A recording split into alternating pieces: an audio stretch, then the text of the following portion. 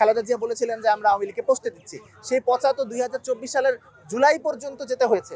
তারপর একটা স্পার্কের ফলে অভ্যুত্থান হয়েছে।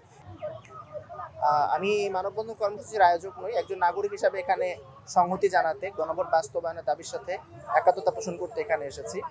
আমরা দেখেছি যে জনগণ তাদের অভিপ্রায় সরাসরি ব্যক্ত করেছে গণভোটের মাধ্যমে। 70% প্রায় 70% নাগরিক তারা গণভোটের হ্যাঁ ভোট দিয়েছে এবং তারা জুলাই সনদ বাস্তবায়ন এবং বাস্তবায়নের প্রক্রিয়া কি হবে সেই ব্যাপারে তাদের অভিপ্রায় ব্যক্ত করেছে। তারপরও সংসদে 2/3 সিটের বড়াই দেখিয়ে একটি রাজনৈতিক দল বর্তমানে জনগণের সর্বোচ্চ অভিপ্রায়ের বিপক্ষে অবস্থান নিচ্ছে, অথচ এটা সেই রাজনৈতিক দল যে রাজনৈতিক দলের ইতিহাস হচ্ছে গণভোটের ইতিহাস।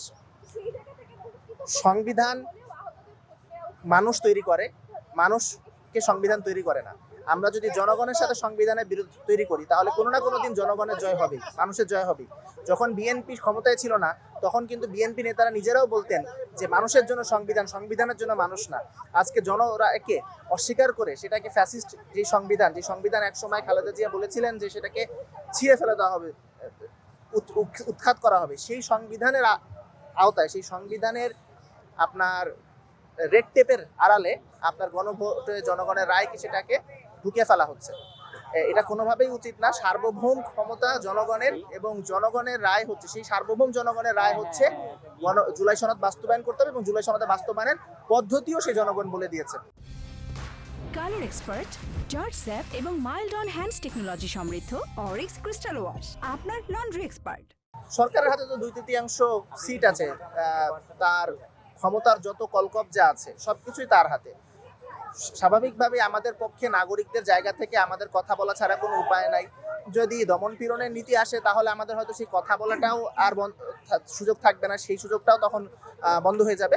তবে আমি যেটা ব্যক্তিগতভাবে মনে করি যে কোনো দমন পীড়ন করেই কখনো এরকমভাবে জনপ্রিয় দাবি, দেশের 70% মানুষ যেই দাবিটার পক্ষে, সেই দাবিকে উপেক্ষা করা যায় না।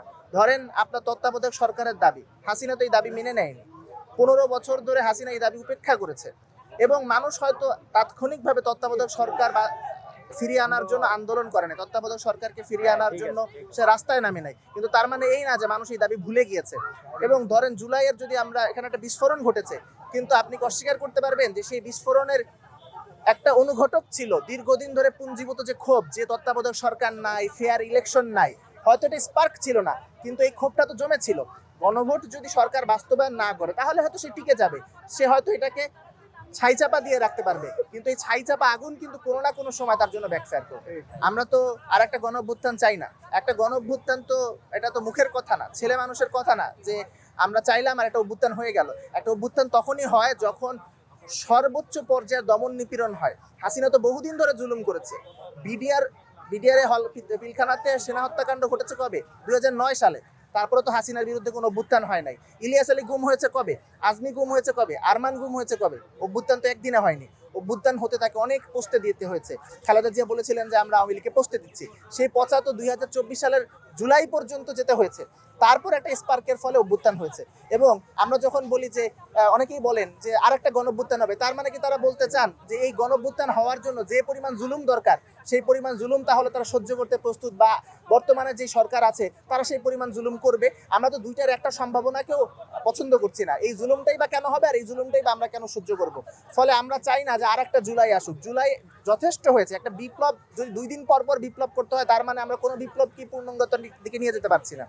তো আমি প্রত্যাশা করি যে আর কোনো জুলাই দরকার হবে না, বাংলাদেশে জুলাই একটাই থাকবে এবং বর্তমান যে সরকার আছে তারা জুলাইয়ের আকাঙ্ক্ষাকে ধারণ করেই রাজনীতি করবে, যার ফলে জুলাইয়ের আর কোনো দরকার কখনো হবে না।